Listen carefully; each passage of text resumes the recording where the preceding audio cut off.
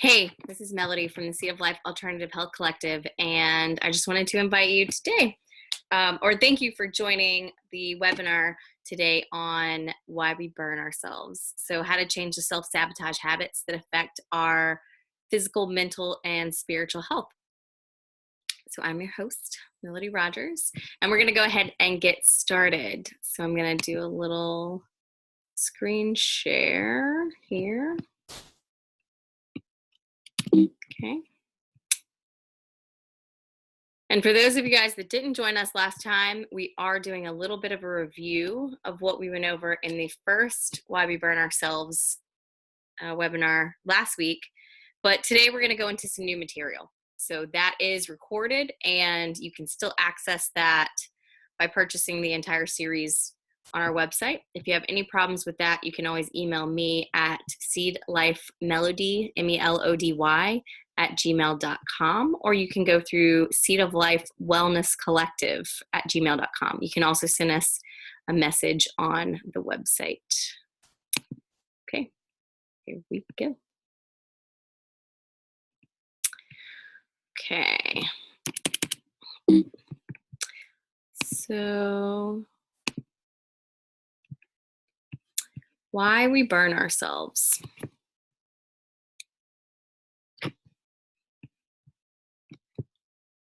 So this webinar is available at 11 a.m. and 6 p.m. Eastern Standard Time, Tuesdays. Next week is our last week for this, and then we've got another webinar starting about Ayurvedic relationships and the elephant, the monkey, and the bird. So personality types from Ayurveda and how they interact and how you can actually use them to your advantage in building healthy relationships. All right. I'm going to stop sharing my video. Okay, so we can just concentrate on the slides. So I just want to welcome everybody to this Why We Burn Ourselves seminar today. So welcome all of the self-saboteurs, because guess what? We all do it. We're all here together to change this. So just some logistics of the webinar today. I want to welcome you all to Zoom if you haven't used it before. So first thing, you can notice if you can hear me. If not, check the volume on your device. If you can see the screen, you're doing great. If not, you can go under the chat option under participants in your right top corner, and you can type, I can't see you, I can't hear you, you don't sound great. Nothing's working. Are you muted? So make sure that you have been muted. I have the power to mute and unmute people. So when we get to Q&A, we will unmute.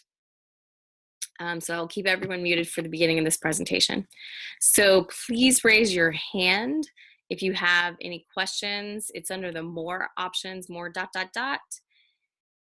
the most part, we want to save the questions to the Q&A, but if anything pops up that you're just like, it's a burning, dying desire, just raise your hand and we'll see if we can address it right away. Any other problems? I've got my cell phone with me, so if you need to text me, that is my cell phone number.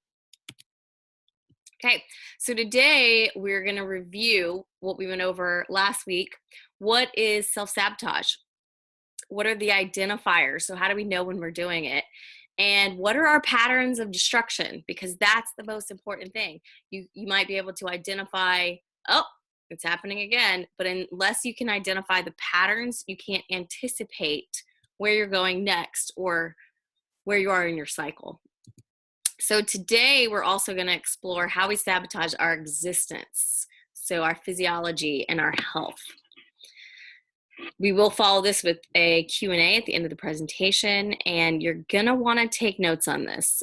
This is something that I've definitely learned through my pathway and from other teachers, and it's so easy to forget how we do this. So it's always good. So this presentation is recorded, and those of you guys that signed up will have this in your mailbox shortly. Who am I? I'm Melody Rogers. That's another image of me right there. Your Ayurvedic educator, yoga healer, certified pro healer, also hair, skin, and body therapist, yoga instructor, and fitness professional. So my education and experience has been working with adults with health coaching, also hair, skin, body therapies, transitioning their images, transitioning their bodies, getting them out of pain, teaching them how to utilize the tools that nature and ourselves have really accumulated to lead the absolutely best life that we can possibly muster. So here we go. First question of the day. What is self-sabotage? We know we've all done it, we've all heard of it, but can we define it? Self-sabotage is a cycle or pattern of self-destructive actions, emotions, and mental constraints that we enact based on the glass ceiling parameters we perceive as true. So I want you to remember, this is a cycle, it's a pattern, it's a reoccurring thing that we do that self-destructs through actions, emotions, and mental constraints, typically in the reverse order. We have a mental constraint that followed by emotions, and then we have certain actions. So how does this affect our existence? Well, it can affect our personal success, our personal growth, our connected relationships, mental state, and our life potential. So last time we talked a little bit about life realization, but today we're going to talk a little bit more about life potential. So what is the glass ceiling, you might ask? How far can we go, or how high we can rise based on the expectations of others that have been bestowed on us about our personal abilities and worth? The story that we tell ourselves why we cannot have what we desire. So this is based off of a book by Gay Hendricks called The Glass Ceiling. And in it, he talks about this concept that the glass ceiling is nothing more than this perceivably unpenetrable limit. It's the upper limit to what we can achieve, what we can do, what we are capable of. And this is really a concept that is not something that we ourselves develop by ourselves. Eventually we add to this philosophy, but really this comes from other sources, right? So the truth of it is that this glass ceiling, it doesn't really exist unless we make it exist, as everything. We create the reality that we wish to live in. We create the reality that we allow ourselves to live in. But this glass ceiling is about mistruths and misbeliefs about our potential. And this is something I see a lot in my coaching programs with my coaching clients, and of course with myself. These aren't true. None of this is true, that you can't do it. So where do these come from? These sources of self-sabotage patterns, they're the stories of our past, those that we learned potential from, right? Who are these people? They might have been our parents, our grandparents. You know how that is. Guardians of any kind, teachers, those that we admired, those that we loved, and those that we sought approval from.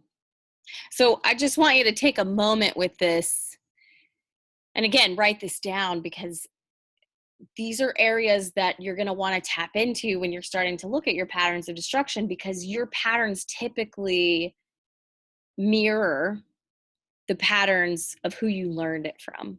Whether it was a pattern that you saw in your parents or your grandparents or in a teacher, a mentor, maybe someone we loved. That a lot of times can even be our very first relationships. And those we sought approval from. So think about those when you're really thinking about what is my pattern of destruction and what is that mirrored off of, because typically it's handed down to us. So what are some examples of this self-sabotage story? Well, the most common one that I see is I'm not good enough. I'm not good enough for this person, this job, to win, to thrive, to live. To live. This is what we're going for, right? This is self-sabotaging your own existence. And to thrive, you're self-sabotaging your ability to be able to go beyond just existence.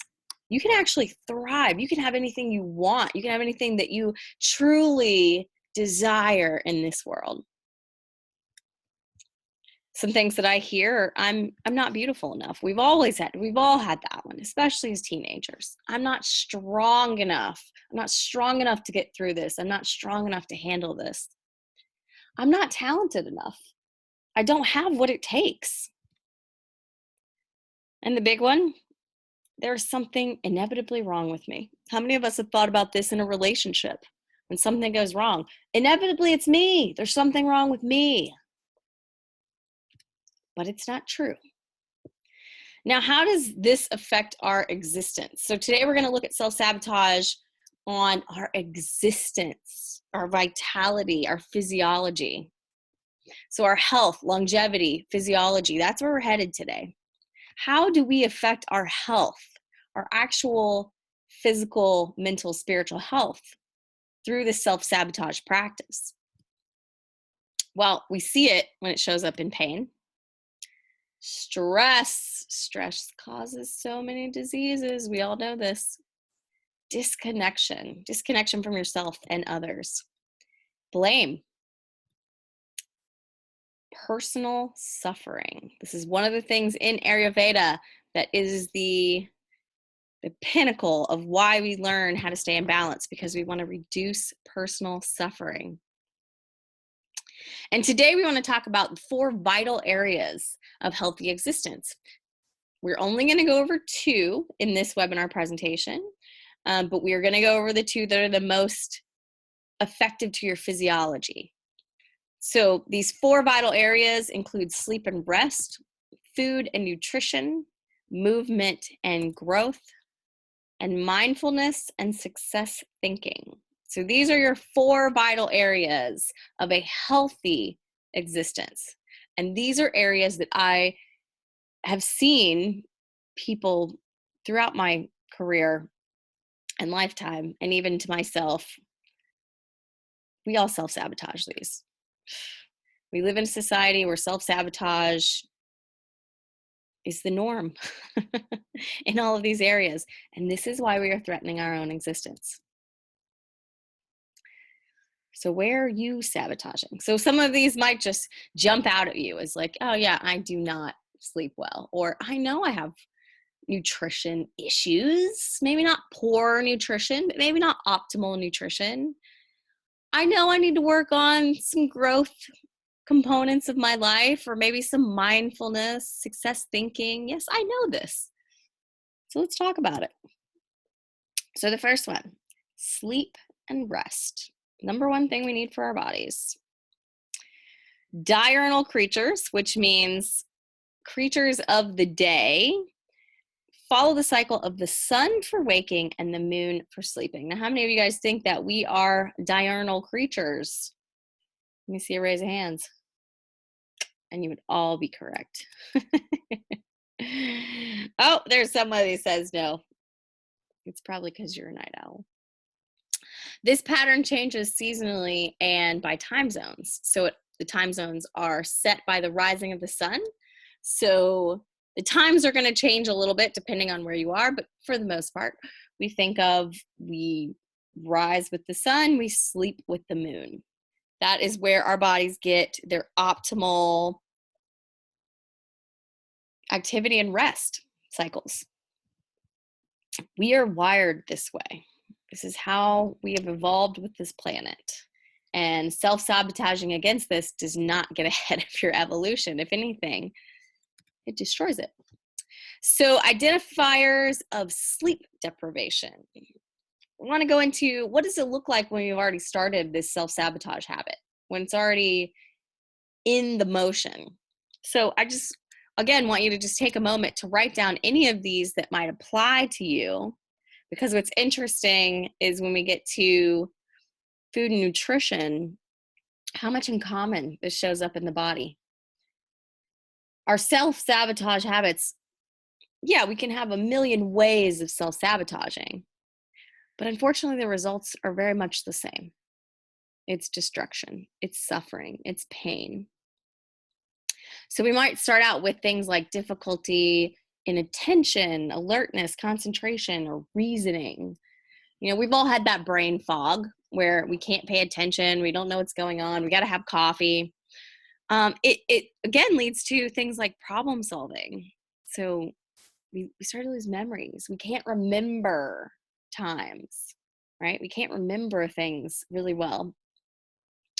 Low libido, so interest in sex, will actually start diminishing because let's face it, when you're in survival mode in your body, when it's not getting enough rest and sleep to actually rejuvenate at night, to actually process everything that's come into the body and everything that's come into the mind and everything that has gone on throughout our day, then the last thing you're really worried about is reproducing, which is really what sex comes down to, or connecting with a partner.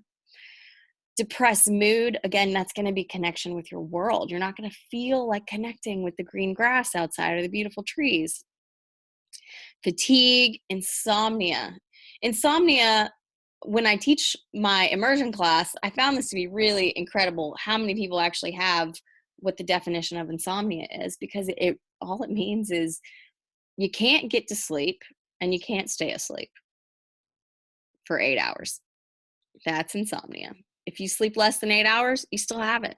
There's still sleep deprivation in your body. It takes a minimum of 8 hours. Studies upon studies upon studies have shown that diurnal creatures, particularly humans, need 8 hours. Hunger can also be an issue, whether you are extremely hungry or not hungry at all, or maybe you flip-flop. In Ayurveda, we call this tingsha agni, which means your hunger, it doesn't have a baseline. It's just up and down and up and down. It's all over the place. Obesity can also be an issue when you have sleep deprivation. And the opposite. Obviously, you may have encountered people who they have to take Adderall for attention deficit, and it really messes with their hunger. And then they become underweight, right? And then they can't gain weight, but they also typically have muscle atrophy and other issues. So high blood pressure is one of those, because remember that the heart is a muscle.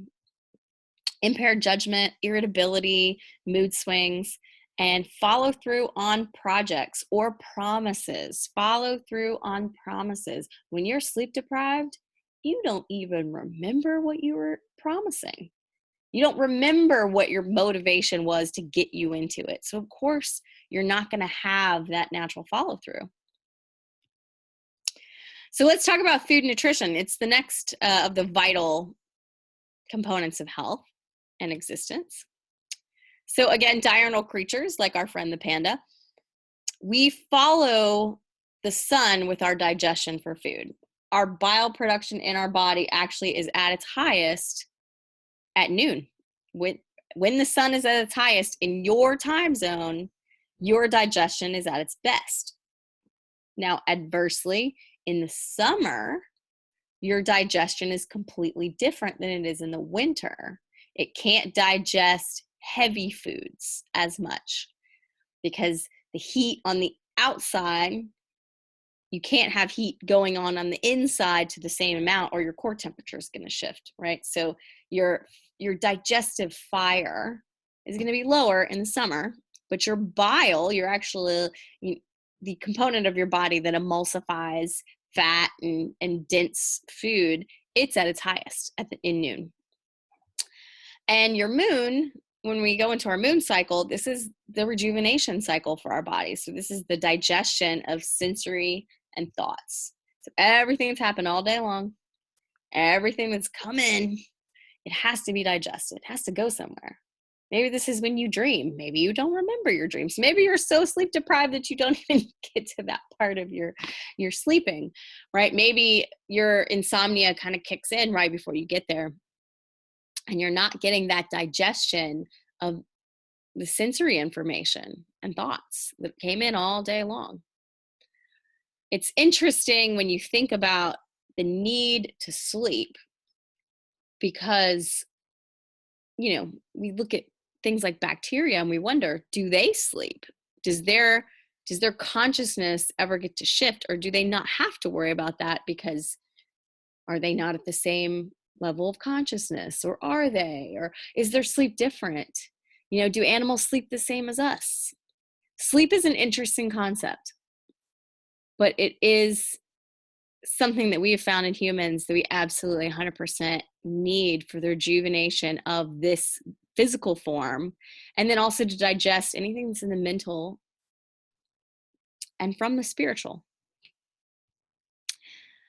So these patterns also change seasonally by the time zones because they are set towards the rising of the sun. So again, the digestion of your food changes with the highest point of the sun, and your digestion of your thoughts changes with the highest point of the moon.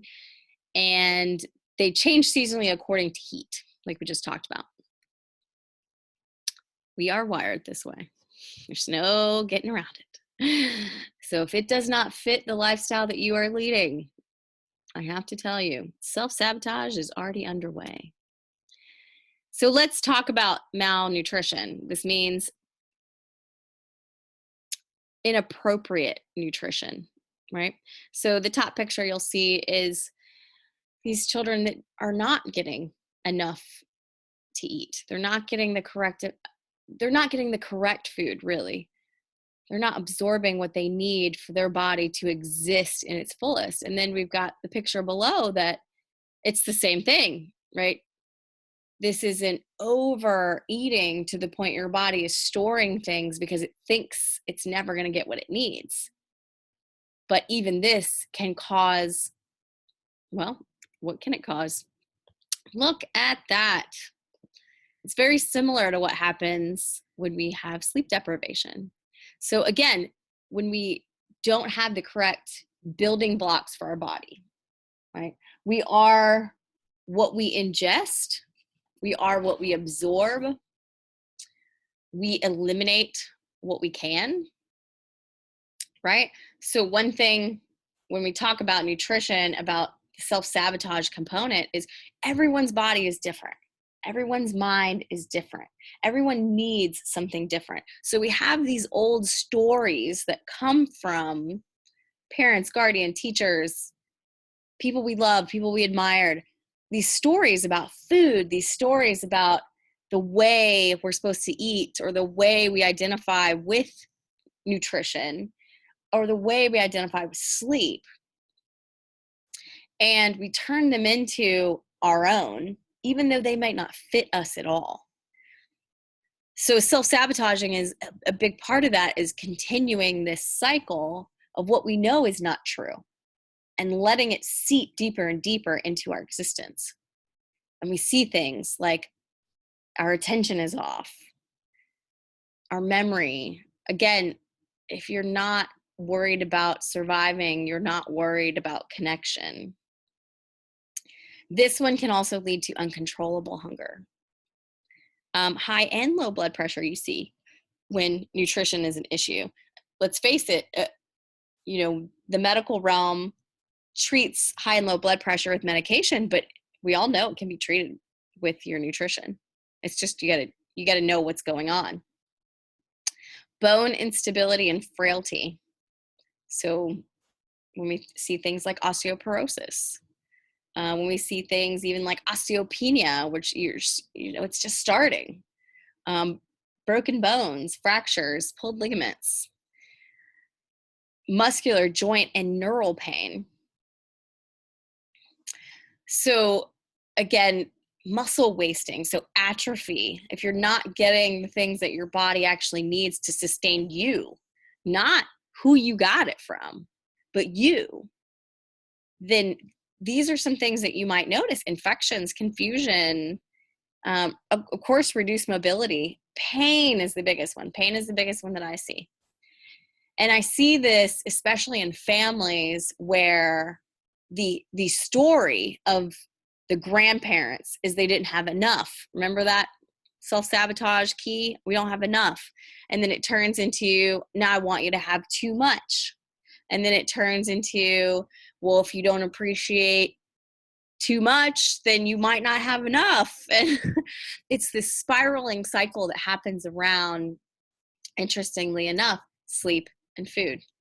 The biggest one I see about sleep is when our parents are like, you need to go to bed at this certain time. You need to go to bed at this certain time. I don't want to go to bed at this certain time. And we get to this point where we feel so independent that we get to make that decision. I don't want to go to bed at this time. And then it becomes a self-sabotaging habit, because what we realize is we're tired the next day. We don't function well. We can't concentrate. We have mood swings. We become irritable, right? But we're self-sabotaging based off of their story. Where's our story? So again, we're going to take a few moments here to identify a time that you may have done some self-sabotaging. So today's focus again is our physiology, our health.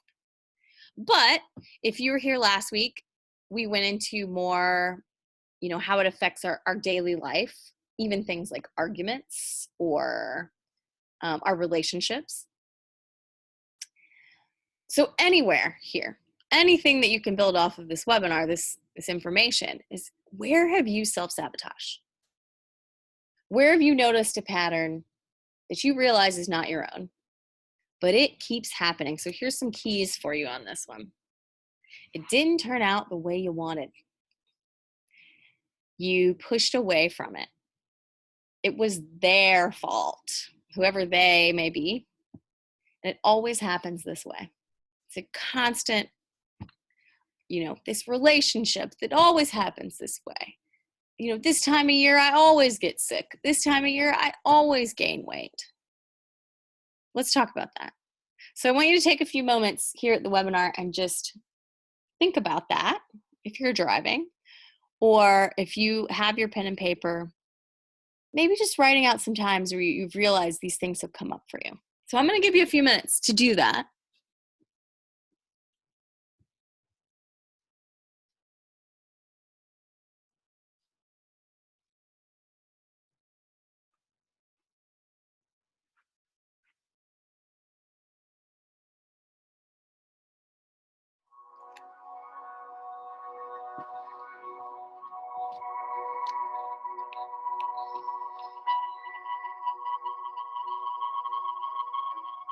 Ironically, this song is called Mindfulness. So.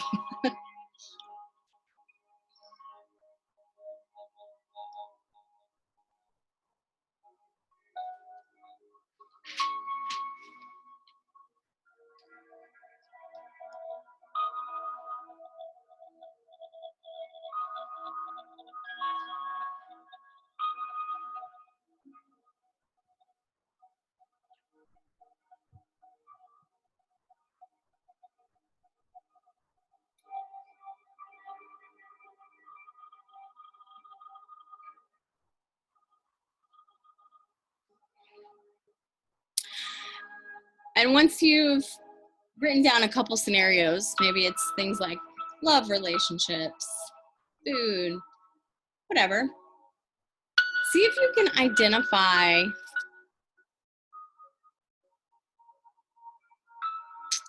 what that pattern is.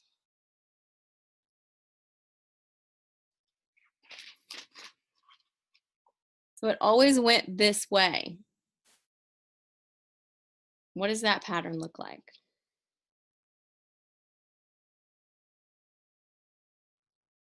Does it start with anger? Does it start with irritability? Does it start with you feel really good and then you get out of control?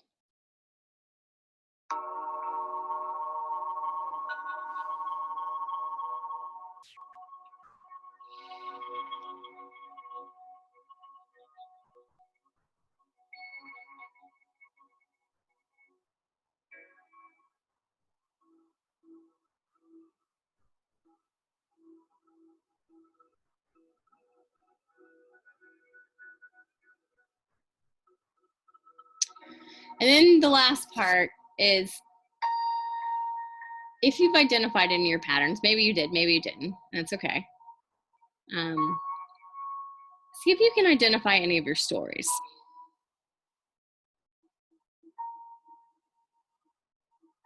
Where did they come from? Who said them? If you can hear that little voice in your head, where did it come from?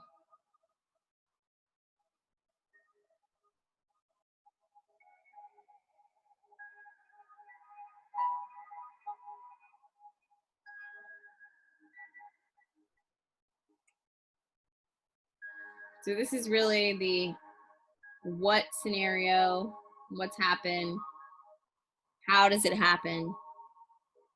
And now we look into the why it's happening.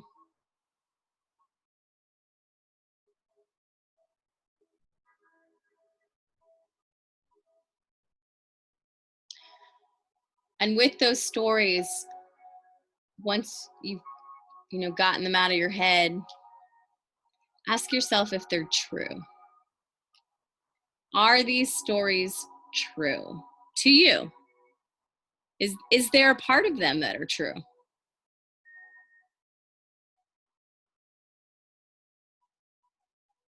And if not, what is true?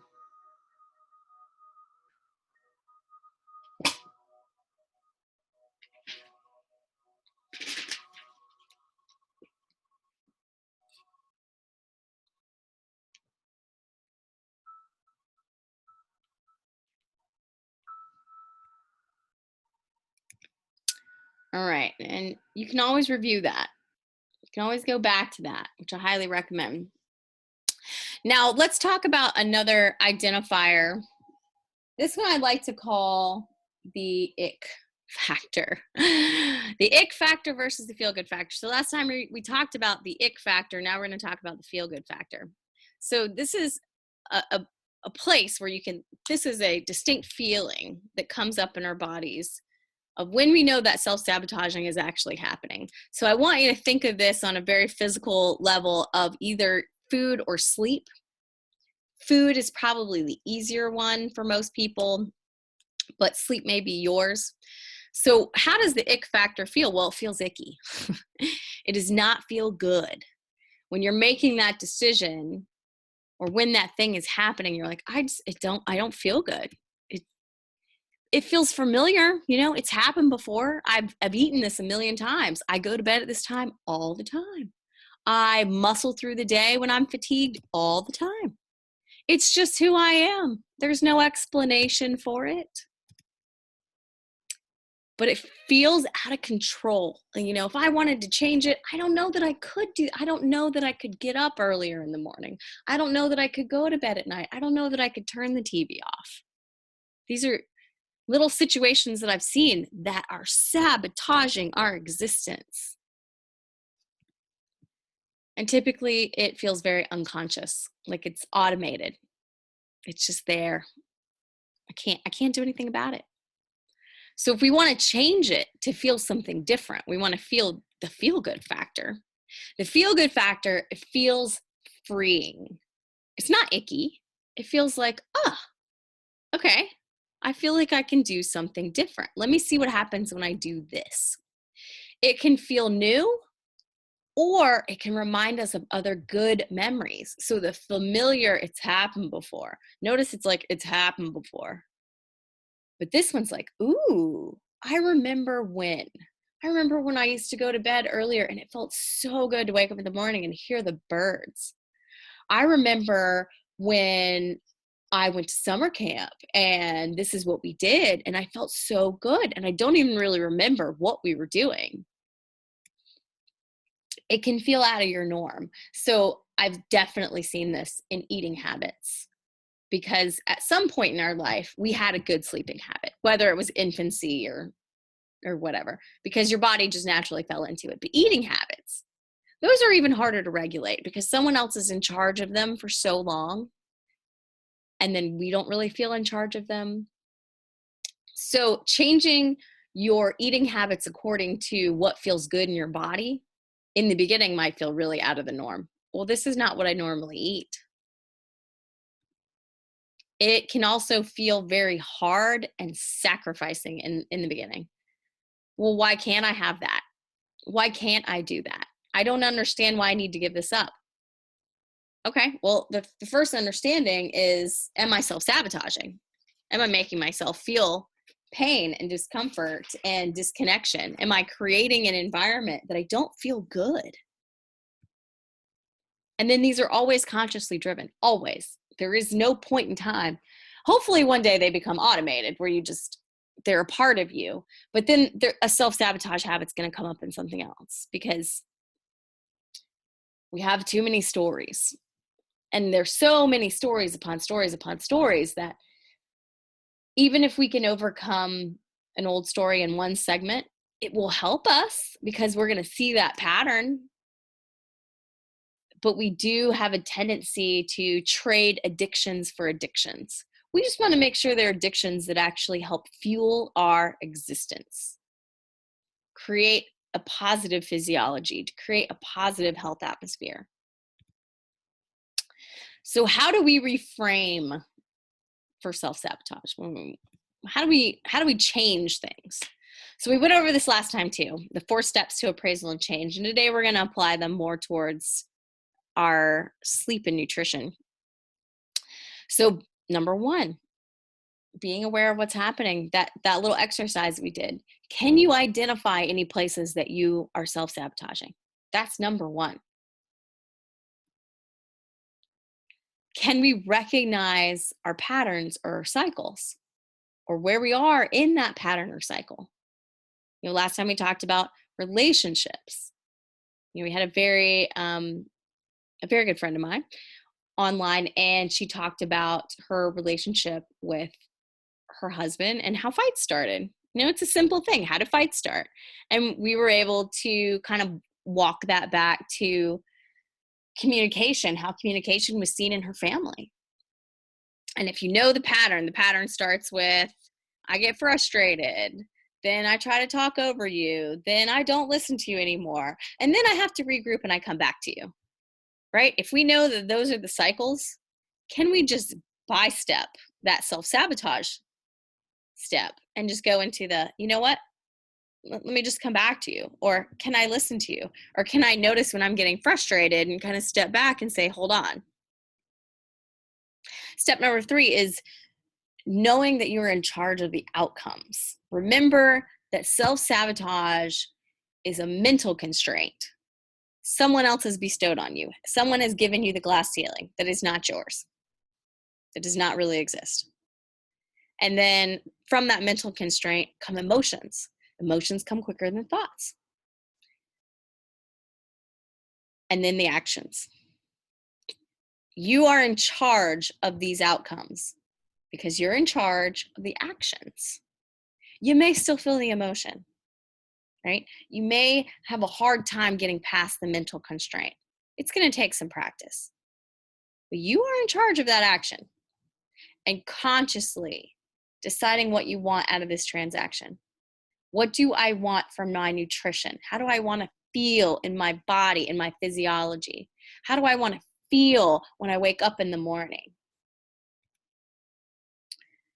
And consciously controlling what we do next.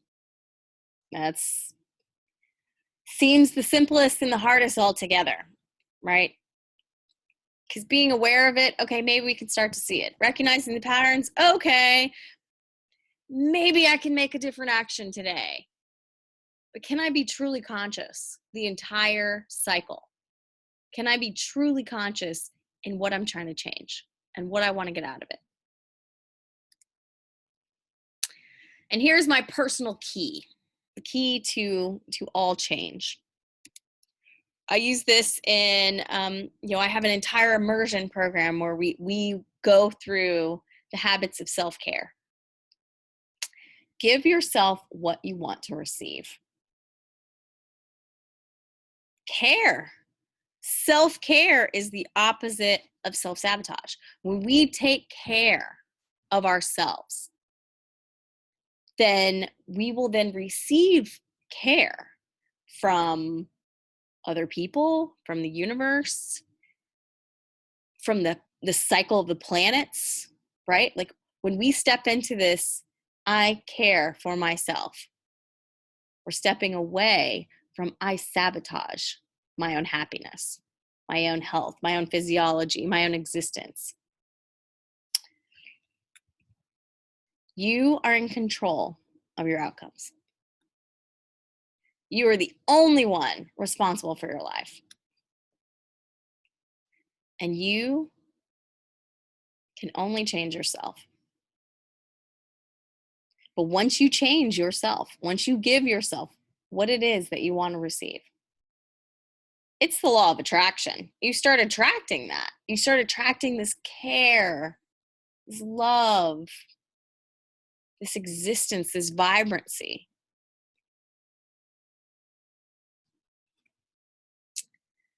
So now it's your turn.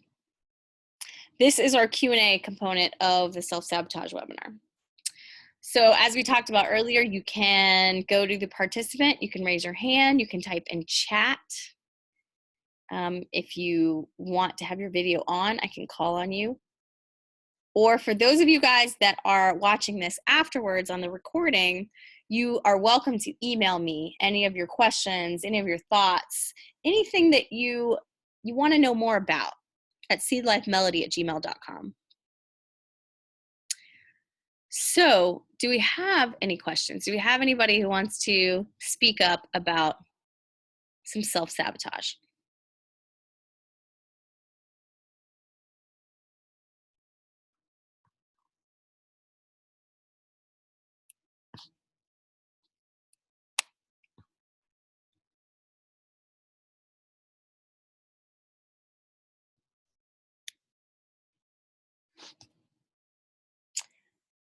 Okay, so hopefully you guys will email me. And if you have anything else that you'd like to discuss, next week, next Tuesday at 11 a.m. and 6 p.m., we will be going over activating the most potent existence strategies. We'll also be going over the 2 other vital areas of health. So in case you don't remember them, they are movement and growth and mindfulness and success thinking. So we're going to get a little bit more into the mental constraints of self-sabotage. Also, there is an encore live presentation of this webinar tonight at 6 p.m. Eastern Standard Time. So even if you watch it now and you want to join back in for any questions or comments or any feedback, we will be back here at 6 p.m. Eastern Standard Time tonight for the same information. So again, thank you for joining me, Melody Rogers, your host. And I really hope that you enjoyed what we did today. So let's see if I can get my camera back on for you guys so I can say goodbye. So I'm your host, Melody Rogers, here at the Seed of Life Alternative Health Collective. And hopefully that sheds some light on what we do when we sabotage existence. And I hope to see you guys later tonight or next week. Thanks so much for joining and have a great existence day.